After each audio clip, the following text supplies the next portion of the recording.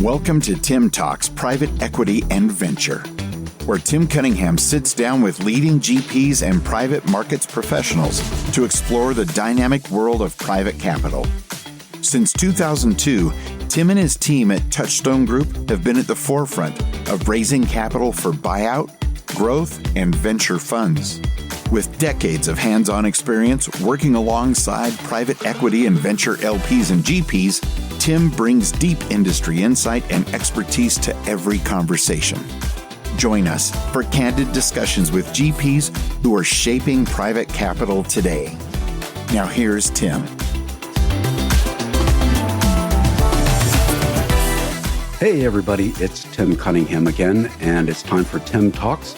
Today we have a really interesting guy, Teddy Mouawad, and he is the co-head of investment at Keyhaven Capital Partners. Keyhaven is a London-based group that has a fascinating strategy of using independent sponsors as effectively the operating partners. And he'll be able to explain a bunch more about that.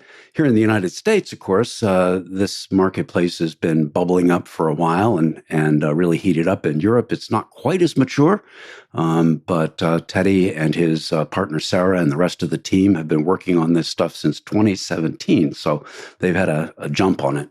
Teddy, welcome to the show. I'd like to hear a little bit about your background and where you came from and how you got involved with Keyhaven. Thank you for having me. So I'm Teddy Mouawad. I'm partner and co-head of the investment team at Keyhaven Capital.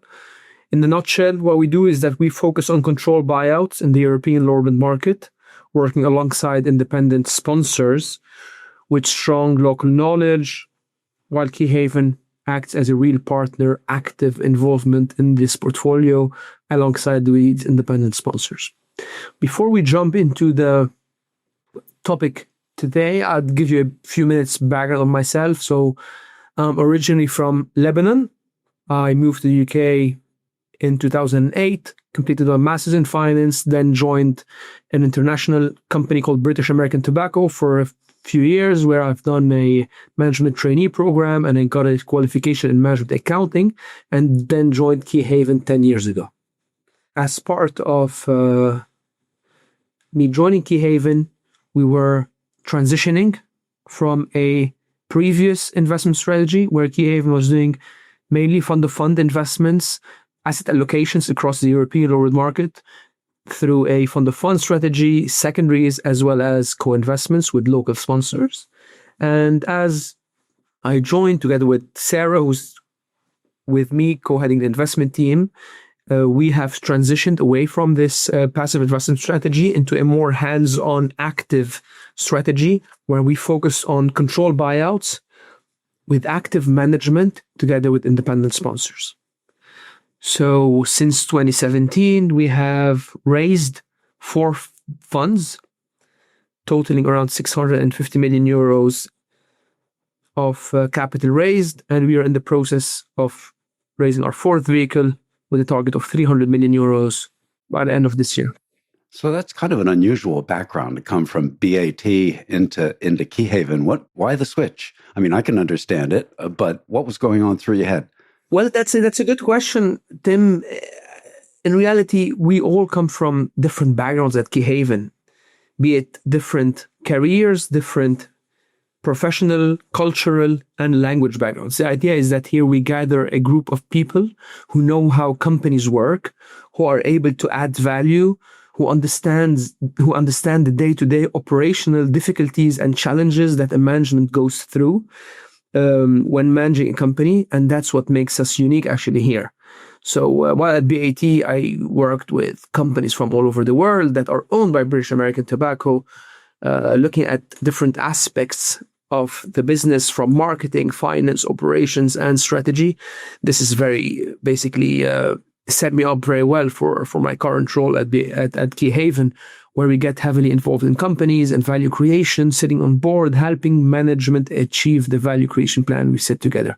And it's similar for everyone. Sarah comes from a renewable energy background, and the rest of the team are very diverse. Some of them come from Big Four, others come from direct private equity experience in the low-risk market.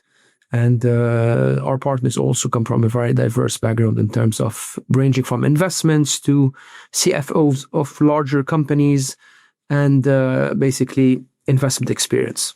Yeah, and 19 languages? My goodness. Correct. So a major component of our firm is the diversity that we have within our team. The idea is that as long as we offer a local perspective, a local cultural and language understanding of all the markets we're operating in, which is mainly Western Europe, we're able to make not only better investment decisions, but also connect with people locally, be positioned as preferred partners to local management teams and independent sponsors, and be able to add value to the boards we sit in. And given that we focus on the lower mid market, it's a very relationship-driven segment. It is very much focused on who you know, how you connect with them. And we have been able to position ourselves as valued partners to independent sponsors, to management teams, to founders and entrepreneurs, given our understanding of the local dynamics, of the local intricacies and cultural awareness of what's happening. So that's actually a major function of our firm, is that we are 50-50 split between males and females, which is not something you see very often within the private equity industry. That's pretty uncommon. So going back to the 2016, 2017 era, moving from a fund of funds, which undoubtedly did some secondaries and co-investing and those sorts of things, why did Keyhaven make this switch? I mean, you'd been successfully investing institutional capital for some time. And what went on that convinced the team to pivot to an entirely new business model? That's a good question, Tim, but to give you a bit of background, from 2003 to 2016, we've raised and invested 5 vehicles in the previous strategy, which totaled 1.6 billion euros that we have deployed in the European lower market, which meant we have extensive experience, extensive data, as well as relationships in the European lower market. As the markets evolved, we have decided to be more active, to be in control of our investments and focus on a resilient segment of the market, companies that are defensive, companies that are not going to be affected by economic volatility. And we're more focused on picking the right companies or assets to grow and to develop and to deliver the alpha we promise our investors. But it still seems like a pretty big jump. My guess would be actually that fund of funds became not anachronistic, but far less common, because as LP portfolios got more mature, they would have hired staff, and those people would go through a learning curve. And, allocators that would do funds of funds at one point ended up generating internal staff or handing it over to an OCIO and assembling the portfolio themselves. So as your opportunity set fell in the fund of funds market, my guess is that this lower mid-market just had more opportunity both on the buy and sell side. Is that fair? Correct. Fund of fund has become a bit of a difficult product to market and to sell to investors who try to be the ones selecting managers, selecting GPs to back, and would rather avoid the double layer of fees. And that's what we did exactly. So we are going directly. We are responding to our investors' basically needs. We are helping them select the best companies. We are giving them access to a segment of the market that is underserved, definitely on a pan-European scale and within the lower market, which we define, by the way, as companies up to 250 million euros enterprise value. So by switching to a more hands-on approach, a more focused approach to invest in companies that we know that we get very close to, we'll be able to stand in front of our investors and tell them exactly what we did as Keyhaven Capital to deliver the value creation plans that we have set together, that we are planning to achieve, and that we are working hard to delivering to them to make sure that the returns are consistent to what we promised to them. And in all fairness, Tim, we have successfully been able to deliver to our LPs what we promised them. So since 2017, we have a realized track record at an average of 2.8 times multiple of cost and 26% IRR, which is something we're proud of, something we've worked very hard to achieve. And this is a testament that our model works. We want to keep delivering to our LPs, keep refining it, and keep focusing on what we know best and what we are good at, which is developing relationships in the lower market, co-underwriting transactions with these independent sponsors, and alongside these partners of ours, be it the management teams or the sponsors we are partnering with locally, we're able to add value, move companies from being niche market leaders operating successfully in their local geography, in the local market, into becoming an international business, exposure to multiple countries within Western Europe, and very often expanding into the US and Asia, and becoming a better governed business ready to be sold to a mid-market PE fund or a trade buyer following an M&A process within 3 to 4 years from our acquisition. So the factors underlying the multiple expansion going from these smaller companies, and this is what sort of enterprise value are we talking about? I think under 250 million euros EV. Is that about right?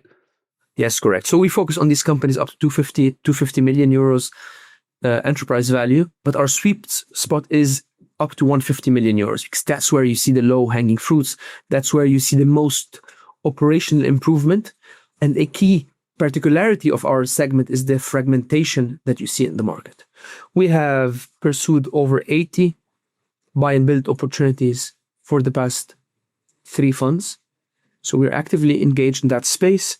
We're leveraging our network, our market understanding, and the dislocations in the market to pursue buy and builds and benefit from the fragmentation of the market. So how much of this 2.8, 26% on realized deals, how much did it come from add-ons, from platform add-on strategies as opposed to organic growth?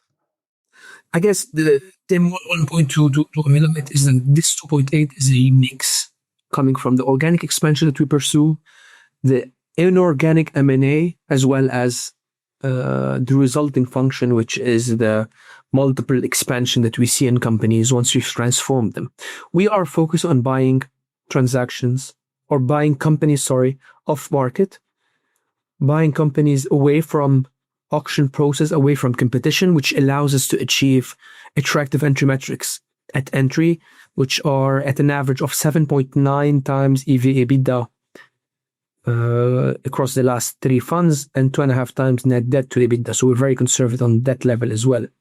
So we're transforming these companies by making sure that we enter at the right KPIs, transform them in terms of quality, in terms of governance, in terms of size, and then there's always going to be a knock-on effect on the multiple when we exit through an M&A process.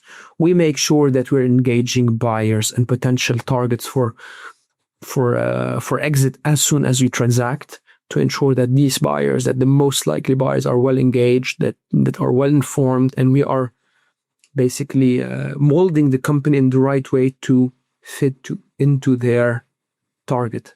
So again, is this mainly buy and build? I'm not sure I heard. I would say it's a combination, organic and buy and build. Okay. Buy and build is increasingly becoming more interesting for us, given the nature of the market in which we operate. But I would say we focus on both an organic expansion plan as well as buy and build. So when you think about multiple expansion, it can come from a bunch of different things. Size is one of them. I mean, there's just absolute size, not just EBITDA size, but revenue size and so forth. It can also mean that the business has been professionalized and accounting systems, IT systems, sales and marketing, things have been improved. How much just broad range comes from one versus the other? Again, I would say it's a mix, Tim.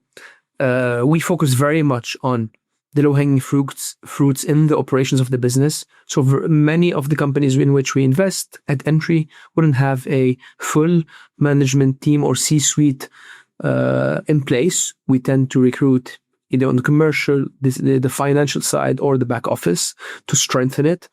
This adds significant value to the business. We also ensure that there are the right systems, ERPs, reporting systems, as well as governance principles that elevate the business. And then the development of the company into becoming an ideal target for the pan-European PE funds that have pressure to deploy in high-quality companies takes care of itself, I would say. So when you're building these companies, there's obviously an expense to improving, IT, ERP, all sorts of internal improvements. You got to spend some money. Do you push this kind of into a negative J curve at that point? In other words, is the company spending money, and then that money will the growth will and professionalism of that money will then shine through, or is it is the money going to be spent in primarily in roll-ups? So where does your investment go, and how does it impact the company, and over what time frame? So early on in our transaction, Tim, we'll be focusing on multiple levers to pull to improve the company's basically valuations from day one. Typically, entering at a discount to comps is a key differentiator for us, given that we're sourcing off market. Then investment in the operations of the company comes hand in hand with improving the top line and efficiency of the operations. I would say the improvement of efficiency is much more significant than the investments we're doing in the company. It's just doing things in a better way, doing things in a more professional way, which allows us to achieve a smoother growth and better way to attract customers, to develop into new markets, and then finally the add-on acquisitions that we complete early on in our investment period will allow us to tap into the synergies, will allow us to tap into the growth levers that we have identified well before investing in the company. So all this happens early on to ensure that we are focusing on growing the business early on to deliver the value creation plan, then to start working on the exit plan early on within the first 2 to 3 years following acquisition. Mm-hmm, mm-hmm. Boy, entry multiples of around 7.9 and 2.5x net debt to EBITDA at entry. Those are pretty conservative numbers. That's an interesting. How much of the return is due to being able to buy it right? I mean, risk light at kind of a sensible price. Sounds like this is an important element. Getting to these companies, but that they're just priced right, because other people can't get there and they're too small and inefficient and so forth. So our ability to source deals off market is a key differentiator for us and a key selling point to our LPs. Very often we're transacting at multiples below the best offer that a founder or entrepreneur has received from another PE fund that is unable to deliver and help them create the same value that we are proposing to the founding team, to the management team, which are in effect all buyers at the same price as us and are reinvesting their proceeds alongside us to achieve or take the company to where they wanted to go. So our ability to transact at the right price, to have good downside protection, to have attractive metrics is a key differentiator and a key value creation lever, but it doesn't stop there. It's not enough. We work very hard. We are very hands-on, involved with the independent sponsor to basically work as an extension of the management team, to help them develop, to help them grow, to help them become more efficient, and which is a good complement to the entry metrics, which are only the start. And our partnership with these independent sponsor allows us to deliver this active involvement in an efficient way. The independent sponsor is in effect our boots and eye and ears on the ground. They have boots on the ground through their being sitting in the management, within the management team on a day-to-day basis, working very hard to deliver the value creation plan that we have set together before investing in the business. This model is pretty unique to be able to invest on a pan-European basis, yet be present on every single market. So if you look at our partners of independent sponsors, our team is not only 24 people based in London, but is in effect in the hundreds, where people are working on every single company, having a local perspective, local networks, which allows them to improve the business and make sure that it is operating within the most efficient way. Yeah, let's talk about the economics of these deals. So the independent sponsors, I assume you have some that you've done more business with than others, and we'll get into some of those characteristics. But let's talk about the economics. So they've got to invest in the deal, I would assume. How much? What do they get on a current comp basis? And what do they get on a incentive basis? That is some kind of a carrier piece of carry. And how do you calculate that? Is there any way to have hurdles for them to accomplish before they can generate carry? And how do you manage that whole economic relationship? How does that work? That's a good question, Tim. So there, within the independent sponsor model, there's a very strong alignment. So every deal matters a lot for these guys. Their reputation relies on the success of every deal. They must deliver on every transaction. The principals within the independent sponsor invest significant amount of personal capital within each deal. What matters to us is that it's significant. The absolute value is a function of that. So you look at their personal balance sheet in effect and exactly. say, what can they afford? Given our ability or our position in this, we are able to have uncomfortable conversations with these guys to understand exactly what matters to them. For example, our last deal, the independent sponsor invested 10% of the transaction. We're in discussion now with someone that is looking to invest 20%. So significant alignment of interest on the personal investment. They are laser focused. They have high conviction in every transaction. They are not deploying a fund across 10, 15 companies and can afford losses.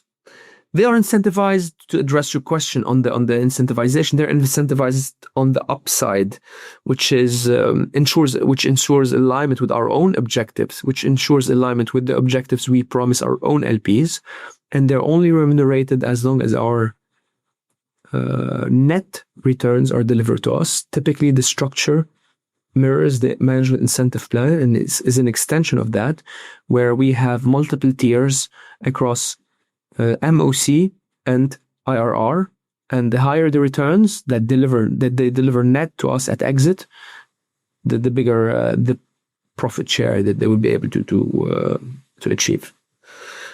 And given all this alignment, we ensure that they are working towards the same objective, towards the objective we have set together early on, which is reflected across all metrics and all.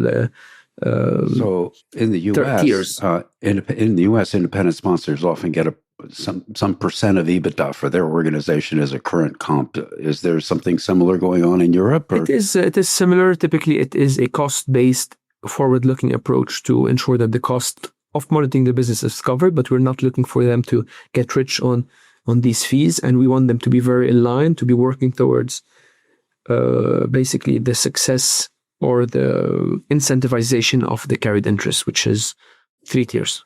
How does this break down? What are the special risks you have to look out for with you working with these independent sponsors? What's the downside here? So that's a good question. We cover our risks in terms of having effective control. So we have active board role for oversight and for governance.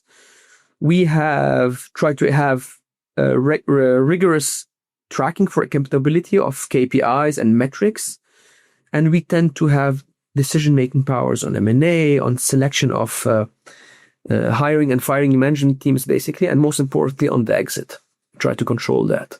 In terms of risks, so we are working very hard to ensure that we are partnering with the best in-class independent sponsors in the European market. Given our legacy strategy of investing through a fund of fund structure, we benefit from access from a long-standing database, in-house proprietary database, where we're able to track the transactions that many of these individuals have managed, have exited during their previous setup, typically spinning out from mid-market PE funds. We would have most probably had an active relationship with them or a previous employer. So we're able to reference them very easily independently. We're able to track their successes, their failures, and speak to management teams of previous organizations they've managed and they've exited. So independent referencing is a key function of our diligence, but this happens over many years, Tim. It's not overnight. So these independent sponsors are coming out of private equity firms and not looking to become a funded sponsor in your model generally. Does that have to do with the waterfall? Well, it is a function of looking for less administrative work. It's a function of looking for an entrepreneurial project. And a key motivator is looking to generate a carried interest on a deal-by-deal basis. As you know, in the European market, a funded sponsor's waterfall is a European waterfall, which means they'll have to wait 7 to 8 years for carry to start kicking in. While on an independent sponsor basis, they'll be remunerated on a deal-by-deal basis. And as long as they're doing well, as long as they're confident that they're going to be successful in their transactions, they're going to be remunerated for it. It's really interesting because it's the exact opposite of what some folks in the U.S. are doing. I think Global Endowment Management looks at it as a farm team, independent sponsors who they can then support when they raise a commingled blind pool. But what's happening here is that these professionals, maybe they're not getting enough carry, maybe they want more autonomy, maybe they want less bureaucracy, but they're spinning out of existing funded sponsors. And of course, that's your background. You guys had all these funded sponsors got, primary investments from Keyhaven through the years. So that's what you're talking about in terms of tracking these people, their portfolios, their wins and losses, their references, their bosses, the companies, and all of that. That's indispensable that's institutional memory you can't buy.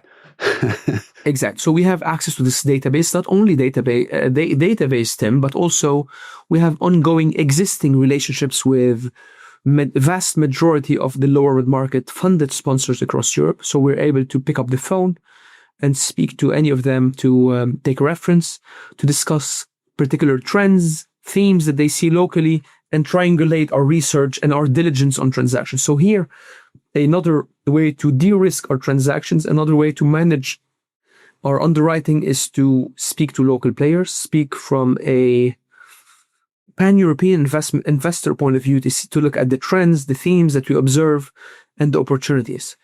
You're continuing to do some CVs too, right? I mean, to some small portion of that, how does that fit into the strategy? Correct. So we're opportunistic on the CV side.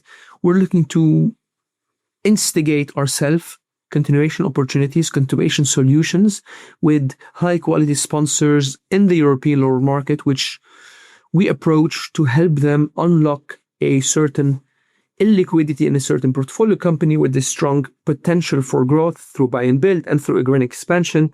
So you guys are the catalyst for that? They're not coming to you because their LPs are banging on them?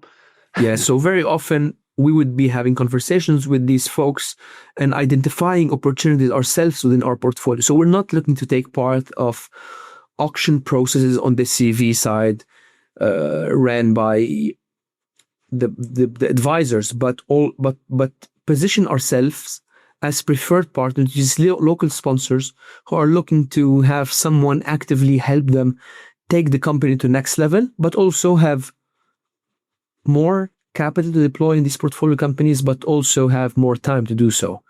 And we've sourced attractive opportunities in that space. We've sourced deals that wouldn't have otherwise been moved into a CV, and it's been a successful space we've invested in. But I would say what we look for is a company which has a dynamic of a lower market company with low-hanging fruits, with opportunities for early wins, as an important factor of our strategy is focusing on short holding period.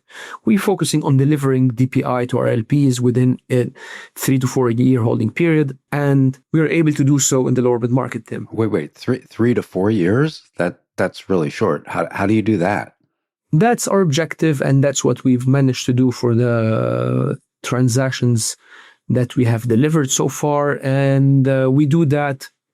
First of all, we're not relying on the IPO market for exits. We are not relying, so our buyers are not relying on high amounts of debt to buy our companies, given the size at which we sell. And they are actually, those mid-market PE funds have a lot of pressure to deploy capital in high-quality businesses, either through add-on acquisitions to existing portfolio companies of theirs, or as main platforms to build basically buy and build stories around them in Europe. Just to give you a small API around that. Since 2023, we have managed to deliver over 10 exits, which meant we returned 330 million euros to our LPs at an average of 3 times multiple of cost and 21% IRR. That's in a time where majority of private equity fund have struggled to deliver exits and had a dry out in DPI. So in the lower market, this hasn't been felt as much, and we have consistently delivered strong DPI to our LPs. For example, Tim, our last fund is a 2021 vintage fund. It is it's been actually around 2 years at 100% DPI. And the TVPI is around 1.9 times, and the IRR is at 37% net. So we've done something right in that fund. We are focusing on replicating that strategy in the next fund, focusing on the same type of companies, same dynamics, focusing on early wins, basically. So what do you think the most common misconception LPs have about independent sponsors, and how do you address that? Have you heard folks who are saying things that are just not true, and what are those things? Maybe one misconception is that LPs think it's a risky space, or people are not as experienced, and actually it's the exact opposite. It is the most experienced and most successful individuals within mid-market PE funds that are looking to spin out, to set up their own independent sponsors, and those are the ones that you are backing. Of course, there's independent sponsors that have different motivations, and it's our job to identify the best partners, the preferred partners that we monitor for many years to ensure that we are backing the right people to deliver the strong returns that we are looking to deliver to our LPs. Do you want to find a single set of independent sponsors per country, or are you continuing to look at new folks as the situation evolves? Good question, Tim. To give you a bit of numbers, we are in touch with actually over 250 independent sponsors in the Western European market. Those are people we have a constant ongoing dialogue. And in each market, there are around 5 to 10 preferred sponsors that we have identified, that we get to know, that we get close to, where we are both getting to know each other over the years. We are referencing them over time. We are assessing them, how they operate, how they source companies, how they use their local networks, their local knowledge to manage their own portfolio companies, and most importantly, how they exit and how they deliver what they promised their LPs they're going to be delivering. Luckily, over the past few years, there was multiple economic shocks that allows us to assess the quality of independent sponsors that allow us.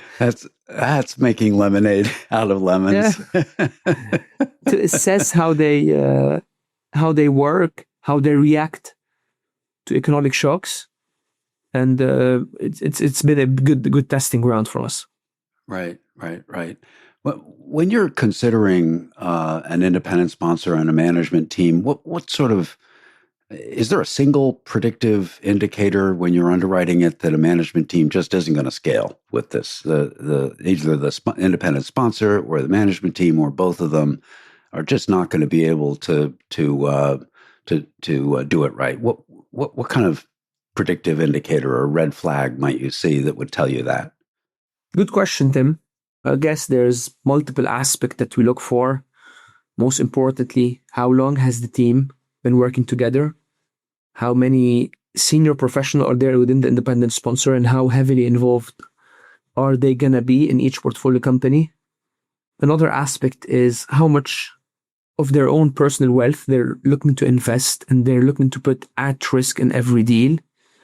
And how did they respond to how's their basically body language when we're pushing them to invest more, when we're pushing them on their ability to kind of achieve the targets that they've set to us.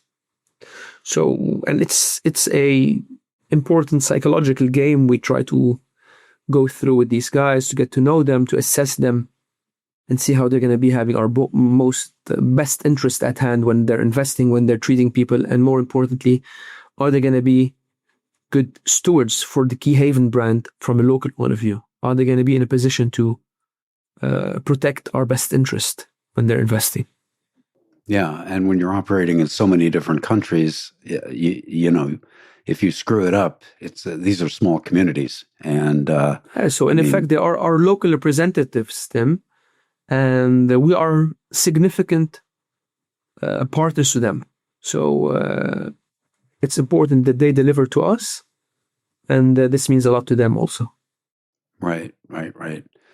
How are you guys underwriting technological disruption in these, B2B, boring B2B services that are seeing all kinds of tumultuous stuff going on? AI, I guess, is just the tip of the iceberg at this point. But how are you guys working with your companies to manage the tech? So actually, Tim, in terms of tech risk and tech dependency, we're not investing in this space. We are a bit of an old school investor, investing in boring companies that are B2B, that are defensive, that are resilient, and not going to be disrupted by new technologies. Obviously, AI is going to be impacting a lot of the portfolio companies. It is a major part of our diligence. It's a major aspect of our value creation, and we make sure that we're partnering with the right people locally and internationally to identify the opportunities that we can pursue in our portfolio companies from an AI point of view. So we are looking for AI to be an enabler, to be an opportunity to save costs, to save on resources, and to be more efficient. So in your new portfolio, I understand that you've invested in an Italian firm that's going to be rolling up accounting practices. Is that right? Correct. Is there an AI plan for that? Because it seems like that would be something where your local accountant is about to get replaced with an agent of some sort, no? Not really, Tim. Actually, these firms that we're trying to roll up in Italy are something called commercialistes. In Italy, these are advisors to SMEs handling their accounting, tax, and payroll activities. They are advising them on the most efficient way to structure their investments, to approach the market and approach their finances. They even actually represent them in court whenever there's a tax challenge. So the softer aspect is more difficult to replace by AI. However, the AI will be making their administrative tasks quicker, which will allow them to focus their resources elsewhere and improve their margins further. The business that we have closed on in Italy earlier in February has already actually advanced on their AI journey. We have an AI steering committee that was put together for this business, which has ensured that the existing perimeter, that the existing companies are working to develop AI models that they could use across all offices in Italy to ensure that they're operating in the most efficient way. And AI actually was a large part of our diligence. We're familiar of the disruption that the AI technology is bringing to business services. And we've hired one of the big four to pursue an AI diligence as part of our process before investing. And for example, on this business, we are part of the AI steering committee. As I mentioned, we're also part of the EXCO committee, as well as the board representation, to ensure that we are actively helping the independent sponsor manage the portfolio company, quickly roll up the strong pipeline we have on transactions, and ensure we replicate the successful themes that we've seen in Northern Europe and in the US, where accountancy practice were rolled up, and we have called up on our senior advisors to help us with it. Yeah, it sounds to me like that's how you underwrite technological disruption. Is you sit down and try and plan to see how it's going to disrupt and perhaps how you can use it to improve your margins. It sounds to me like that could be what's happening. And the accountants sound like they do more than just accounting. I mean, tax, payroll, accounting, and they're a special category, I guess, in Italy then as a professional services firm. Correct. Yes. So to give you a bit of ideas here, we have a 40% EBITDA margin on this business. So we're already pretty efficient, and we're ensuring that add-on acquisitions that we complete are as efficient and are actually brought up to the efficiency level and the margins that we have in the main platform as quickly as possible, using those post-M&A integration steering committees and AI steering committees, which is a major opportunity here, where we are attracting companies that are looking to belong to a group of buy and build in Italy, where founders or entrepreneurs will be rolling up at a group level to ensure that there's full alignment with the objective that we're setting together with the local independent sponsor, who is in effect a buy and build specialist actually in Italy. Right. So when you do these deals, you end up with effective control, and you've got the management, M&A, exits, and other kinds of legal protections. But you probably also have co-investors from time to time. How active are they? How active do you want them to be in any given deal? If you're leading it and you've got boots on the ground with the independent sponsor, where does the co-investor fit in? So when we offer our own LPs access to co-investment, we do that on a zero fee, zero carry basis to Keyhaven.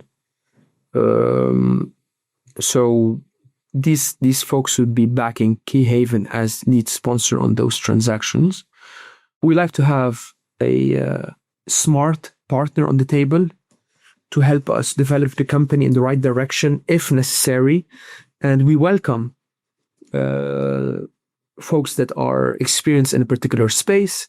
We typically bring in our own senior advisors on the board of portfolio companies who are all personal investors in our funds, who have long-standing experience in the private equity market in Europe and are able to add amazing value to these local companies that are looking to grow fast and become more international.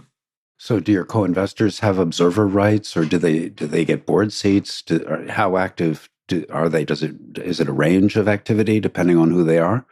So typically our co-investors as LPs, they would be backed on Keyhaven to lead their transactions, so they haven't had any board seats or observer rights. But sometimes we partner with local family offices who have a certain angle where they're looking to have a strategic partnership to help each other develop in certain directions. So in those situations, they could have a board seat. They could have some sort of involvement. However, it's very important that Keyhaven and the local independent sponsor maintains control on the value creation plan, maintains control through shareholding, as well as controlled rights through the shareholders agreement, to ensure that our plan to grow the business and get it to where we want it to be is not disrupted or slowed down by anyone else's rights, basically.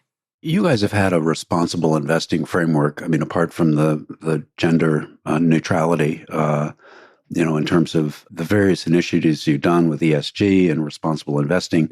Has that ever let you kind of forced you to walk away from an otherwise attractive deal? Or is it never come to that critical a decision?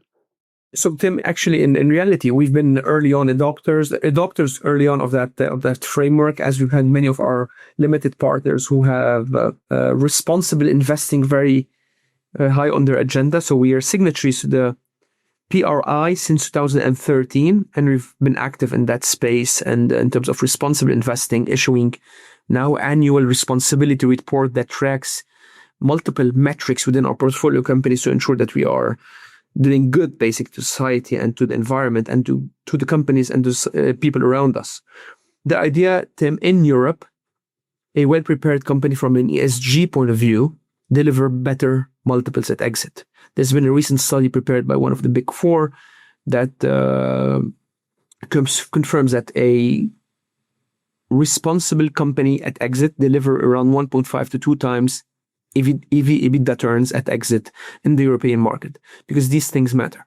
Many of the companies we're investing in are already pursuing multiple initiatives on that front.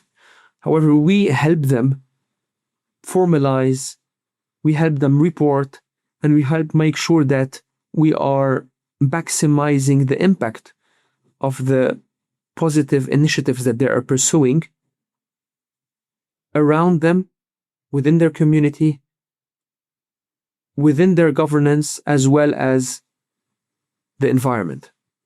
And the idea here to maximize returns to our investors at exit. What's the reason that a deal kind of fails quietly? Not the blow-ups. They happen from time to time, but not a disaster, but investors that tie up time and capital and just don't seem to compound properly. What are the ways that happens, and how do you guys go about avoiding that? I guess it's people who are not close to their companies, people who are slow to react and do not adapt to the changes in the economic dynamics, which we try to avoid at any cost by being heavily involved in the portfolio companies, heavily present, but heavily supportive of our management teams to ensure we adapt quickly to any changes in the macro environment as well as the local and micro climate. So there was multiple case studies in the European market where PE funds have seen a storm coming, and just by being slow to react, slow to change a management team, slow to adapt their product to a new technology or a new change in the market, they've just lost a valuable opportunity to readdress a company which was destined to fail. For us, we are ahead of the trends. We make sure we're thematic in our investments. We make sure we're very focused in terms of monitoring our portfolio companies, and the double layer of partnership, the double layer of governance in the company through us and our local independent sponsor allows us to not to miss anything, basically. Allows us to make sure we are looking at all aspects of a certain company. It just puts you closer to the action. So, yeah, these things don't fester as much because you've got somebody there, physically there, a lot more often than you guys might be able to get there.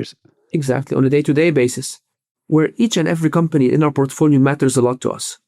We're not over-allocating. We have a concentrated portfolio. For example, last fund had 12 portfolio companies, and the whole objective of that, maintaining concentrated portfolio, is that we are actively involved in each one of them.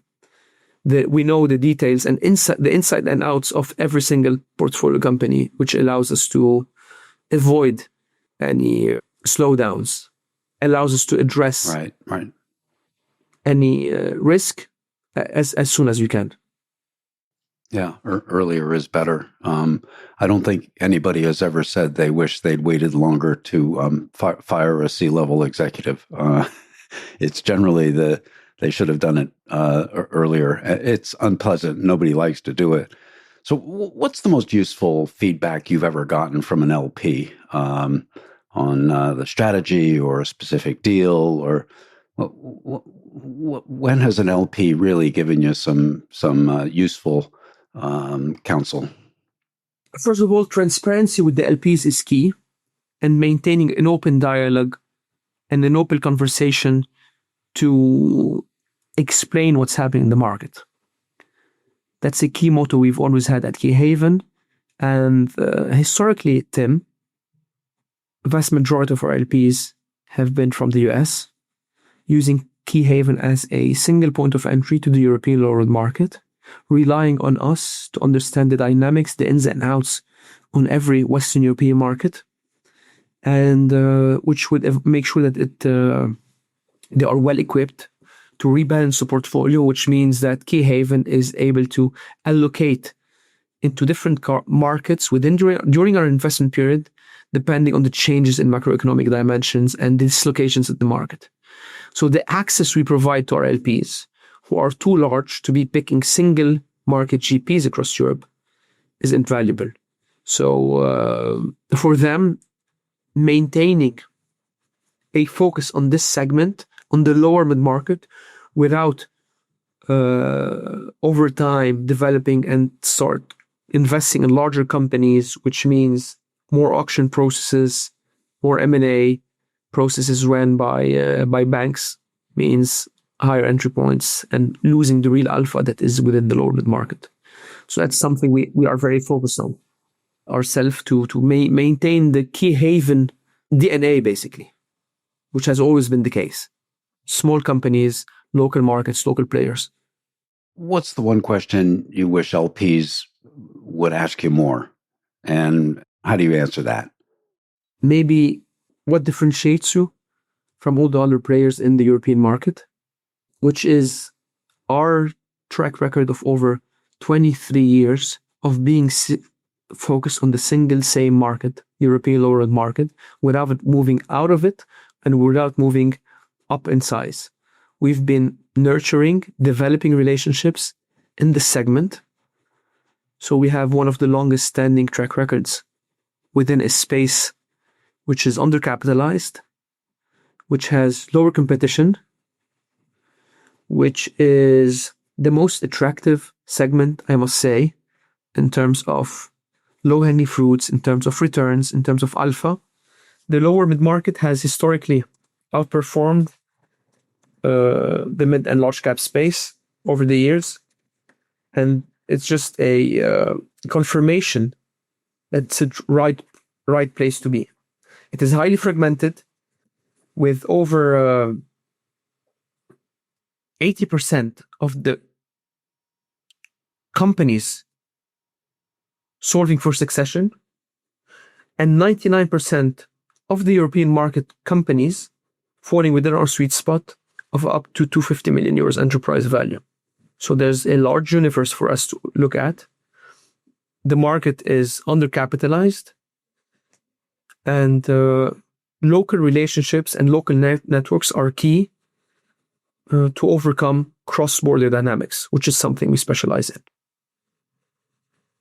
And the fact that there are multiple growth opportunities, whether it's domestic, pan-European, or further internationally, allows us to have multiple options to grow these companies and ensure that we are preparing them well for an exit through, again, either a strategic buyer or a mid-market PE fund, local or international. So there's multiple routes that you can pursue, which is not the same when you're looking at a large cap PE fund, which is relying heavily on the IPO market to exit their companies. Right. One last question here. So kind of a personal one. If you were to go back to Teddy in his 20s and give him a piece of advice, what would that piece of advice be now that you're all grown up?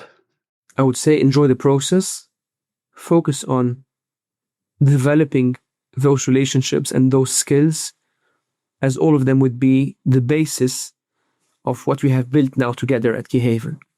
So over the years, a lot of expertise, a lot of experiences, a lot of ups and downs that make up who we are today and our ability to serve our investors and people around us in our ecosystem to the best way we can. So develop relationships is what I heard, is pay attention to how you do that as you move through life. A key function of our success at Keyhaven is the relationships we've built and developed over the years, and make sure that no bridge is ever burned.